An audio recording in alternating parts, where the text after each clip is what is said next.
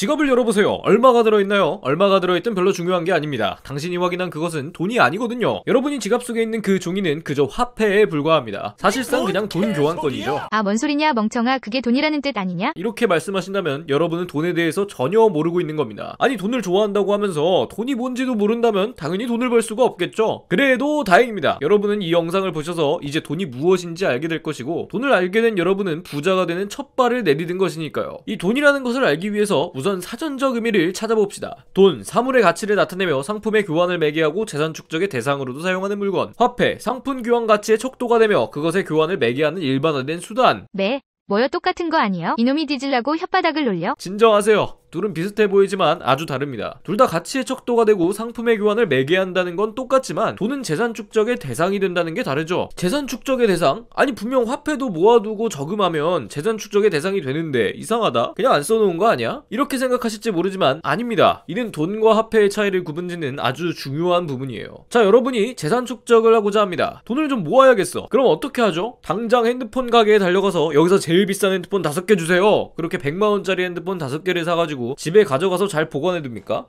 장난컨대 아무도 이렇게 하는 사람은 없을 겁니다. 그 핸드폰은 지금은 100만원일지 몰라도 10년이 지나고 나면 그 가치는 한참 떨어져 있을 테니까, 즉 가치가 훼손이 되면 재산 축적의 대상이 되지 못해요. 그 사실을 잘 알고 있는 여러분은 대부분 지금 지갑에 있는 신사임당이 그려진 그 화폐를 은행에다가 맡길 거예요. 근데 그 원화는 정말 안전한 거 맞나요? 원화의 가치는 시시각각 변합니다. 1980년대에만 해도 500원이면 짜장면 한 그릇을 먹었는데 지금 같은 500원으로 중국집 가면 뭐라도 먹을 수 있습니까? 분명 같은 500원인데 살 수 있는 게 달라졌어요. 예전에 비해서 한참 그 가치가 떨어진 거죠. 500원은 그대로인데 전체 물가가 올라가면서 상대적으로 그 가치가 떨어진 겁니다. 시간이 지나면 지날수록 화폐는 더 발행이 되고 그 발행된 만큼 화폐가 은행져서 가치는 점점 떨어지는 겁니다. 필연적으로 가치가 떨어질 수밖에 없는 화폐를 뭐하러 재산 축적의 도구로 사용할까? 그건 결국 재산을 잃는 행위인데, 그리고 GDP 10위에 오른 우리나라에서는 그다지 공감하기 힘든 얘기일 수도 있지만 이 화폐는 그 나라가 망하면 순식간에 종이 쪼가리가 됩니다. 아니, 불과 50년 전만 해도 누구보다 가난한 나라였는데 이렇게 원화의 위상이 높아질 줄 아무도 몰랐겠죠. 그럼 반대로 50년 후, 100년 후에 다시 어떻게 변할지 그 누가 장담할 수 있을까요? 화폐는 그 나라의 정부가 돈이라고 보증을 해줘서 가치가 있는 것이지, 그 보증해주는 주체가 없어지면 아무 의미가 없습니다. 실제로 경제정책에 실패한 베네수엘라는 화폐가 휴지 조각보다 가치가 떨어지기도 했죠. 베네수엘라는 석유 매장량 세계 1위 국가로 1인당 GDP가 남미에서 가장 높은 나라이기도 한 아주 엄청나게 부유한 나라였습니다. 그런데도 순식간에 화폐 가치가 없어진 거야.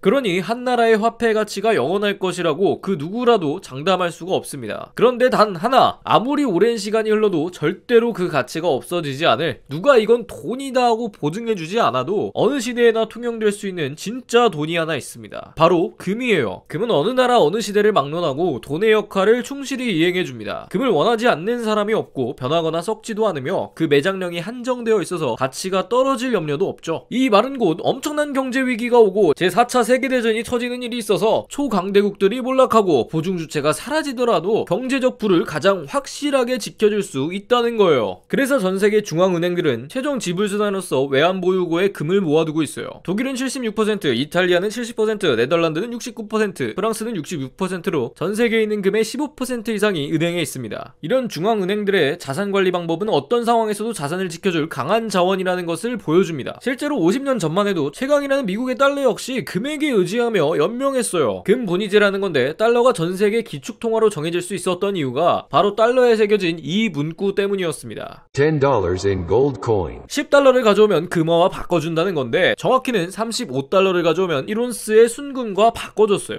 즉 기축통화였던 달러의 역할은 단지 금 교환권이었던 겁니다. 금을 다 들고 다니기에는 너무 무거우니까 그냥 가장 힘이 있는 미국에서 보증해주는 금 교환권을 가지고 국가 간 무역도 하고 기준화폐로 삼자, 이렇게 해서 기축통화가 되었던 거죠. 그런데 말씀드렸다시피 달러는 계속 발행을 해야 하는데 발행하면 할수록 그 가치가 떨어지는 거야. 그럼 예전에는 35달러에 순금 1온 쓰면 딱 맞는 거래였지만 시간이 지날수록 35달러가 예전만큼 가치 있는 게 아니겠죠. 우리가 짜장면 한 그릇 먹던 500원이 지금은 껌 한 통도 못 사는 돈이 되었던 것처럼, 그러니 미국 입장에서는 계속 손해를 받고 결국 1971년 당시 닉슨 대통령이 금본위제를 폐지해요.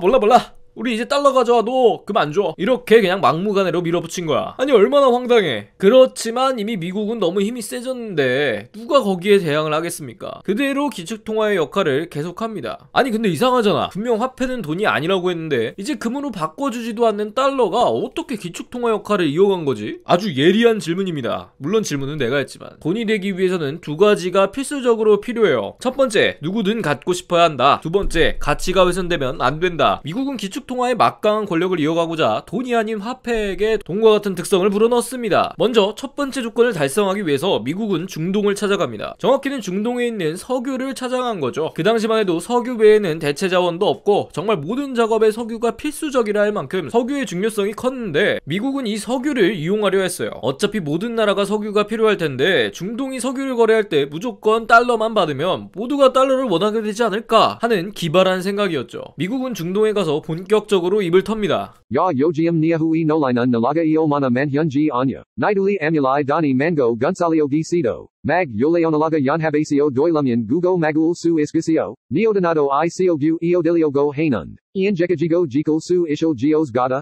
Junyang segi jail gunsalio gan uliga. Niahui hambulo gongyag moshadolog jikyajolj. Neonian junyang gu geolihal tt daliaman badnundego hamyan dwy. 이렇게 말합니다. 이러면 중동에서 안 받아줄 이유가 없죠. 세계 최고인 미국이 군사력을 무한 제공해주고 단지 그 조건으로 달러로만 거래하라는 건데 아주 개꿀이죠. 고민할 것 없이 바로 받아들입니다. 이렇게 첫 번째 돈의 필수 조건, 누구든 갖고 싶어야 한다를 충족하게 돼요. 그리고 두 번째 조건, 가치가 훼손되면 안 된다였죠. 그런데 이를 어쩌나 달러는 시간이 지날수록 계속 발행이 되고 발행이 된 만큼 가치는 계속 훼손되는데 이렇게 가만히 놔둬도 가치가 훼손되면 아무도 달러를 모아두려 하지 않겠죠. 가치가 영원히 보존되는 금을 찾을 거 아니야. 그래서 미국은 실질 금리를 통해 이를 해결합니다. 생각해보세요. 여기 아무런 혜택도 없는 구독 서비스가 있습니다. 그 채널에는 아무것도 안 올라오고 그저 구독 버튼 하나만 딸랑 있어요. 다만 그 구독 버튼을 누르면 매달 30만원이 빠져나갑니다. 이렇게 되면 아무도 구독을 안 누르겠죠. 그런데 만약에 정부가 나서서 이 채널에 구독을 누른 사람에게 60만원씩 준다 하면 그럼 30만원을 내고도 30만원을 버는 셈이죠. 그 채널에 영상이 올라오든 안 올라오든 오히려 돈을 더 버는 셈이니까 너도 나도 구독을 누를 겁니다. 마찬가지예요. 화폐 발행이 늘어나서 달러 가치가 떨어져도 그 줄어든 가치보다 더 많은 돈을 정부에서 준다면, 즉 은행에 넣어둔 1000달러가 가치가 줄어들었더라도 그 물가 상승률보다 높은 이자를 은행에서 지급한다면 사람들은 달러로 재산을 축적하려 할 겁니다. 즉 금리를 물가 상승률보다 높게 책정해서 사람들이 달러를 원하게끔 한다는 거죠. 실제로 미국은 이 실질 금리를 계속 플러스로 유지할 것을 약속합니다. 자, 그럼 이제 두 가지 조건 모두 충족되었죠. 석유를 통해 모든 사람들이 원하는 달러가 되었고 실질 금리를 통해 가치가 훼손 안 되는 것처럼 보이게 했어요. 그러니 이제 달러는 돈으로 인정을 받고 근본이제에서 달러 번이제로 변경이 됩니다. 이 두 가지 조건을 모두 만족했기에 달러는 근본이제를 폐지하고도 굳건하게 기축통화의 자리를 지킬 수 있었던 거예요. 그리고 그 덕분에 안정되었던 금값은 요동을 치기 시작합니다. 근본이제 덕분에 금값이 딱 35달러라고 정해놨었는데 이제 그 기준이 없어진 거잖아. 환율을 계산할 때도 딱 금값이 정해져 있어서 안정적이게 흘러갈 수 있었는데 이제 완전 아니게 됐죠. 세계 환율이 뒤죽박죽 난리가 납니다. 이 닉슨이 근본이제를 폐지한 덕분에 세계 경제가 휘청이는 거예요. 이로 인해 세계 경제가 받은 충격과 변화를 닉슨 쇼크라고 부릅니다. 그런데 앞에 말씀드렸죠. 경제 위기가 왔을 때 가장 가치가 빛나는 건 금이라고. 세계 경제가 이렇게 위태로운데 어떻게 일개 나라에서 보증하는 화폐를 믿겠어. 화폐만 잔뜩 안고 있다가 이 화폐 가치가 언제 똥이 될지 모르는데 오랜 역사와 전통을 자랑하는 변하지 않는 가치, 세계 어디에 가져가도 돈으로 인정받는 유일한 물건. 사람들은 너도 나도 금을 가지려고 합니다. 그런데 금은 수가 한정되어 있잖아. 공급은 그대로인데 수요가 폭등하면 뭐다? 가격이 미친듯이 뛴다. 그래서 이 닉슨 쇼크로 인해 금값이 말 그대로 금값이 돼요.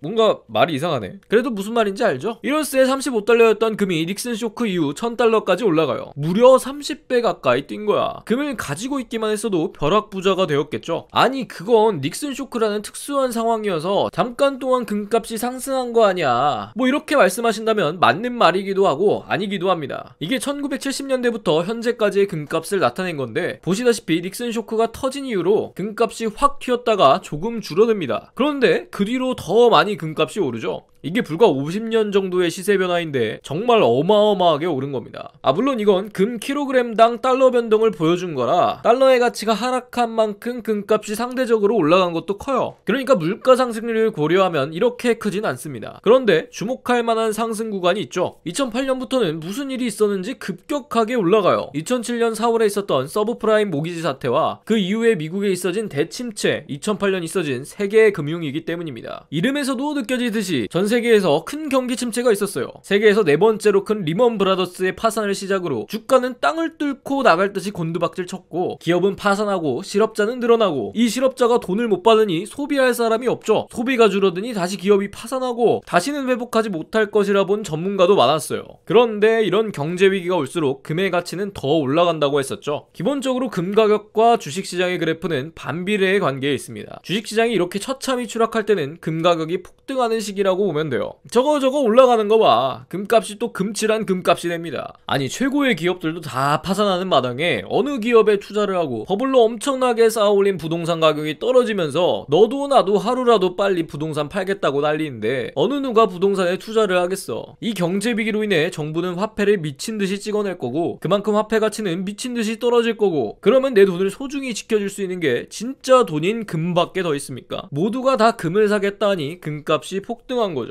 그리고 위기가 지나 다시 조금 내려가는 듯 하더니 또 올라가죠. 이건 우리도 너무나 잘 알고 있습니다. 대략 2019년을 기점으로 올라가요. 바로 코로나로 인해 세계가 또 경제 위기에 처해진 거죠. 사실 코로나가 터진 직후 직격탄을 바로 맞았다기보단 그 파급력이 이제서야 보여지고 있는 실정이에요. 결국 세계의 금융위기 때 보였던 최고 기록을 넘어섰습니다. 이렇게 금값은 불과 50년 동안 하늘 무서운 줄 모르고 폭등해서 도무지 비교할 수 없을 만큼의 값어치를 갖게 되었습니다. 단지 교환권과 약속을 한 증서의 역할만 하는 화폐와 달리 어느 시대와 장소를 막론하고 돈의 역할을 굳건히 하는 금, 이 금값이 어떻게 움직이는지 파악하고 저가에 매입해서 고가일 때 팔 수 있다면 그야말로 한 번에 몇십 배 되는 수익을 거둘 수 있겠죠. 그런데 그거를 어떻게 찾을 수 있을까? 다행히도 이번 영상에 참고하기 위해 읽었던 이 책, 조규현 선생님의 골드플레이션에는 누구보다도 금에 대해서 확실하게 알고 연구해서 분석한 확실한 금 투자법이 적혀 있습니다. 단지 어느 전문가가 말했던 금 투자법을 따르는 게 아니라 직접 그 말이 맞는지 분석하고 연구해서 가장 최적의 투자법을 만들어서 소개하고 있어요. 그리고 그 투자법이 성공할 수밖에 없다는 것을 확실한 수치와 그래프를 통해 증명합니다. 이 책을 읽다 보면 정말로 이렇게만 하면 정말 성공할 수밖에 없겠는걸 생각이 듭니다. 그런데 책 읽을 시간도 없고 일일이 정리하고 공부하기는 귀찮다고요? 그렇다면 잘 찾아오셨습니다. 제가 이 투자법 확실하고 알기 쉽게 정리해 드릴 거니까요. 단지 여러분들은 구독과 알림 설정 버튼만 누르고 가만히 기다리시면 됩니다. 여러분들을 부자로 만들어줄 투자법을 가지고 다시 찾아올 테니까요. 사실 투자법까지 이 영상에 한 번에 담고자 했는데 이게 너무 길어지면 재미가 없으니까 다음 영상에서는 실전 투자법 위주로 다루겠습니다. 물론 바로 다음 영상이 이 금 투자법은 아닐 수도 있어요. 그래도 똑같이 돈 버는 투자법 소개해 드릴 테니까 여러분은 나에게 맞을 것 같은 투자법을 고르시면 됩니다. 이제 진짜 영상이 너무 길어졌어. 설레는 마음으로 다음 영상 기다려주시고 오늘 영상은 이만 마치겠습니다. 그럼 후맨.